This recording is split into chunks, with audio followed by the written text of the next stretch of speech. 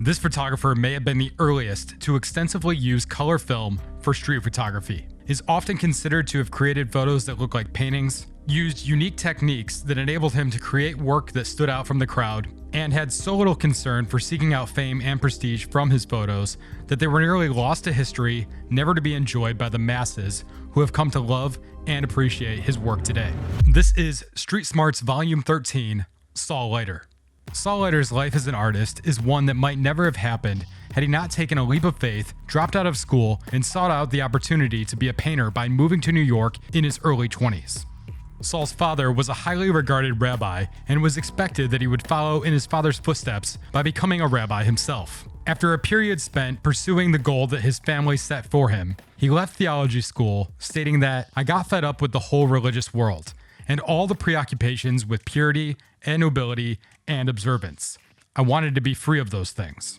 After moving to New York, Leiter worked with painter Pousette Dart, who introduced him to photojournalist W. Eugene Smith. Both men encouraged Leiter to work more heavily with photography, on top of following his passion for painting. This eventually brought him into a sphere of street photographers that included Robert Frank and Diane Arbus, two legendary street photographers in their own right. All three would be considered part of the New York School of Photographers by art critic Jane Livingston for their work that contributed to changing and elevating street photography in a number of ways throughout the 40s, 50s, and 60s. However, recognition for Leiter's contributions to photography wouldn't come until much later in his life.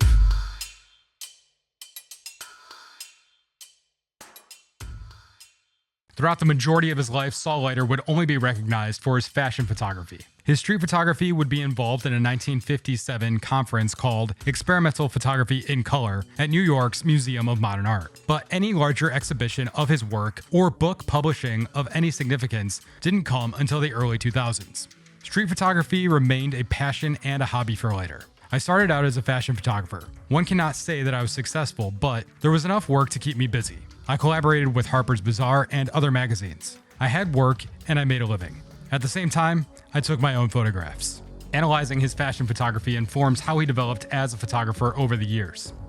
Obscured faces, out-of-focus shots through panes of glass, motion, and irregular framing. They show flares of his unique style, as he never takes the easy way out to showcase models and clothes that are on display in some kind of simple studio lighting and backdrop scenario. Instead, he shot his fashion portraits on the streets and used natural light, reflections, and filled the frame, all in ways that highlight how his fashion work encapsulated his style nearly as much as the street photos he would eventually become revered for.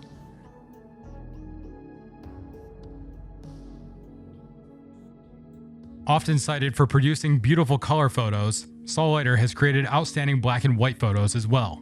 His emphasis on odd angles, using glass and atmospheric elements, motion blur, and contrast between light and shadow broadcast what was to come for his later color work. Black and white was the norm at the time. For example, Bresson claimed that color interfered with formal priorities, and the director of MoMA at the time dismissed color photography entirely. Nonetheless, Leiter used it for his street photography and may have been the first to heavily use it for the genre, but wasn't recognized as a pioneer of color street photography since his street photography work was not seen or highly regarded until decades later. According to Leiter himself, shooting with color was simply something that came naturally to him. "I find it strange that anyone would believe that the only thing that matters is black and white. It's just idiotic. The history of art is the history of color.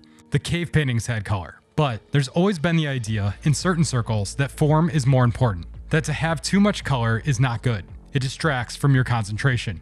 In regard to the fact that even though black and white was the norm of the day, he stated, "I never felt the need to do what everyone else did, and I wasn't troubled by the fact that other people were doing other things." His color photos were often created with inexpensive expired film that he loved because of the surprise that came with their unpredictable color shifts.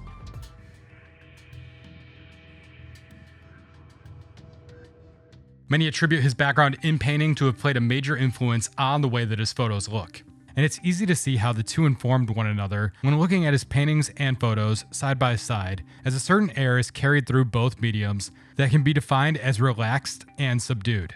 Additionally, it's hard to ignore the influence of one medium on the other when both remain major passions of his throughout the course of his entire life. He stated in a late interview in regard to the question of whether or not he continued to paint after his photography career began, "I've painted ever since. I have the largest collection of Saul Leiters in the world. There are a few thousand of them. Quite a few of them need more work. I need another 10 years to complete them all.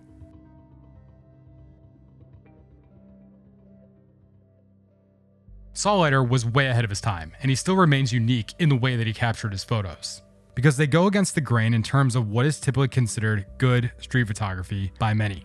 Shooting with long focal lengths to create compressed frames with shallow depths of field, he would regularly shoot at focal lengths between 70 and 150 millimeters, which added compression to his photos, flattening everything within the frame, and is said to have had a more painterly quality to them as colors coalesce into one another since there is less definition between individual objects. Another tactic that he often used was to go out of his way to take photos that kept his subject's face obscured, out of focus, or out of frame entirely. Many street photographers heavily emphasize a need to get close to people and fill the frames with their subjects' faces and expressions, which is largely absent from Leiter's work.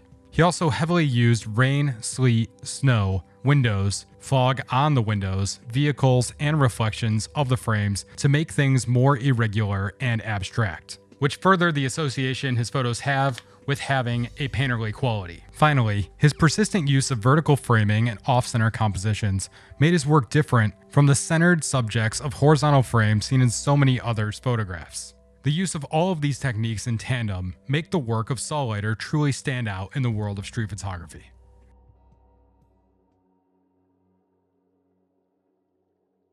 Many street photographers travel extensively across the globe to find diverse palettes to make up what they put in their bodies of work.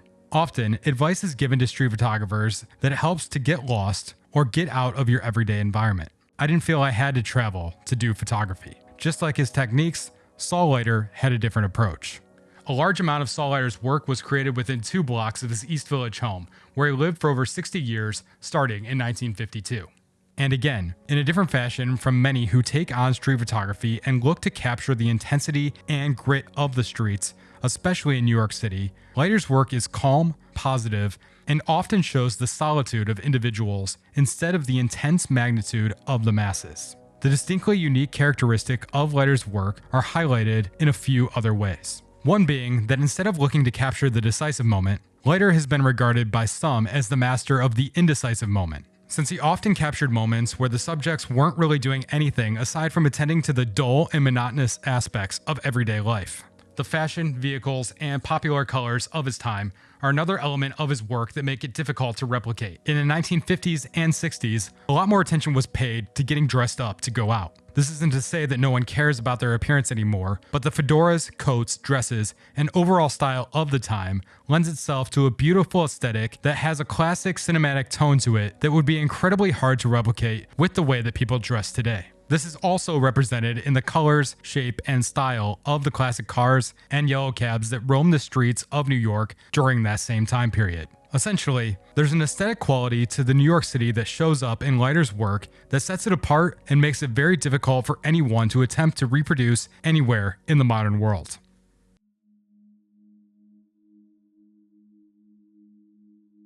Unlike many of the social media obsessed narcissistic clout chasers of today, it seems Saul Leiter couldn't have cared less if fame came his way, as he has stated, "I've never been overwhelmed with the desire to become famous. It's not that I didn't want to have my work appreciated, but for some reason, maybe it's because my father disapproved of almost everything I did, in some secret place in my being was a desire to avoid success." Regardless if Leiter wanted it or not, all fans of photography and his work can agree that we're lucky that recognition did eventually come his way, even if it came so late in his life. Many sources cite that if it weren't for a few instances that brought his work to new eyes, all of the thousands of beautiful frames that continue to be restored, printed, and presented by the Saul Leiter Foundation to this day may have been lost to the sands of time. Those few instances were a 1992 book about early New York City photographers titled The New School, Photographers, 1936 to 1963, which started to bring Leiter's work to new eyes. A 2005 exhibition of his work that later turned into the book Early Color, which truly pushed him into the limelight in the photography world, and a documentary released in 2013 titled No Great Hurry, 13 Lessons in Life with Saul Leiter. All of this was the result of a lifetime love of photography. His work in the fashion industry is something that he had a passion for that ebbed and flowed. but he continued to do it all in the name of making a living that allowed him to continue to create the art that he was truly passionate about. Painting, which he did throughout the course of his life, and street photography, which he continued to pursue until his death in 2013 at age 90. Not in pursuit of fame and fortune, but simply for the love of creation. I spent a great deal of my life being ignored. I was always very happy that way. Being ignored is a great privilege. That is how I think I learned to see what others do not see and to react to situations differently. I simply looked at the world, not really prepared for anything. If you got anything out of this, please like, share, comment, and subscribe. And until next time, keep developing.